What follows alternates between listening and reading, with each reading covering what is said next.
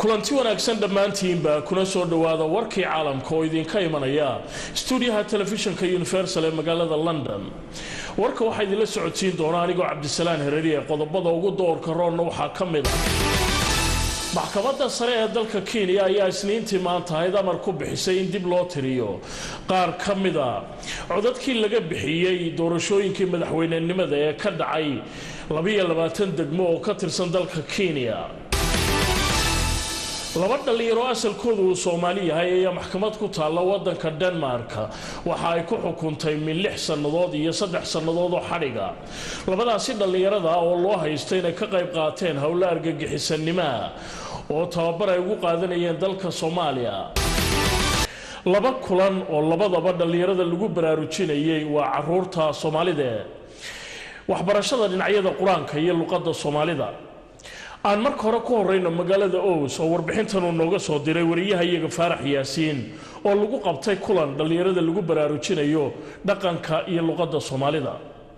fardaasi oo mid heer sare loo soo abaabulay ayaa waxa looga hadlayay dhaqanka, fanka iyo siyaasadda iyo ku noolaanshaha wadamada kala duwan ee adduunka. waxaana xafladaasi ka hadlay Professor Abwaan Maxamed Ibrahim Hadraawi, Dr. Maxamed Daahir Afrax iyo Doctoressa Ladar Caafi. waxayna sheegeen in loo baahan yahay in ubadka Soomaaliyeed qurbaha ku nool loo bari lahaa luqadda afka Soomaaliga iyo hidahooda iyo dhaqankoodaba, iyagoo sheegay in khubarada ku takhasusay afafka luqadaha ay sheegayaan in luqadda Soomaaliga laga yaabo mustaqbalka inay baaba'do. sidaas daraadeed loo baahan yahay in dardar la geliyo sidii ubadka Soomaaliyeed loo bari lahaa luqadda afka Soomaaliga. waxaan u jeedaa waar arrintu talay u baahanta waar halkana ma lihiin oo shaqo kuma lihiin meel la midahoogu haddii qurbaha lagu soo dhammaaday wallaahi lama huran wacaws jiraalo beel aad ku leedo oo haddii ilaahay ka dhigo aad karaamadaada adigoo ku leedo ka aan ka sheekaynaya yaa jira meel walba addoon baad ku tahay aan waxba haysan ku yimi badiyo ku yimi taariib ku yimi aan qiimo lahayn oo macno lahayn تاوي تعبير كذا عاونا تعبير كذا أنت قربها تبي هرتها الله أنت شوف ترى وح هرتها الله سيدي بدها الكاولا فتاده هذا تعبير كذا قلت لك تجي وقد دبت تكتا. لكن مريكن كدكتور سياسة مريكن كثيرة مبادنا هذا شيء مريكن كسياسة بس أوجد الحوض عن أنها قرش فلان لكن هذا إنسان كوبن هيجن جوجي هذا إنسان جوجي وحن أركها يا دكتور كثيرة سياسة الدنمارك مكتاسوا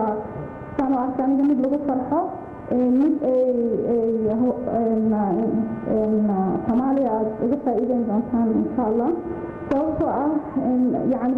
siyaasad wadamooyin kala duwan in la barto waxay muhiim u tahay waxaad baranaysaa sistamo kala duwan waxa weeye waa halbowlaha jiritaanka iyo nolosha dadka bini'aadamka ummad kasta dhaqanku afkuna waxa weeye waa halbowlaha dhaqanka halbowlaha nolosha dhaqanku iyo haruufta yani sida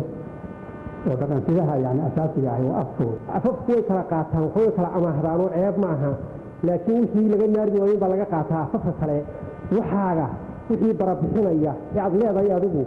waxaad ka wanaagsan waxaaga haysato wixii kale ee wanaagsan ee caalamka kasoo kordhana aad waxaaga ku dabaqdo waxay maanta aynu arkaynaa haddaynu idaacadaha dhegaysano ama tiifiyada daawanno ama jaraa'idka akhrino wuxuu ku odhanayaa deeni dad saaran yihiin oo quustay. xafladaasi waxaa soo qaban qaabiyey Cali Yuusuf Cali Balaag, Cumar Shirwac, Teelow iyo Mulki, waxayna ku soo gabagabowday si heer sare ah.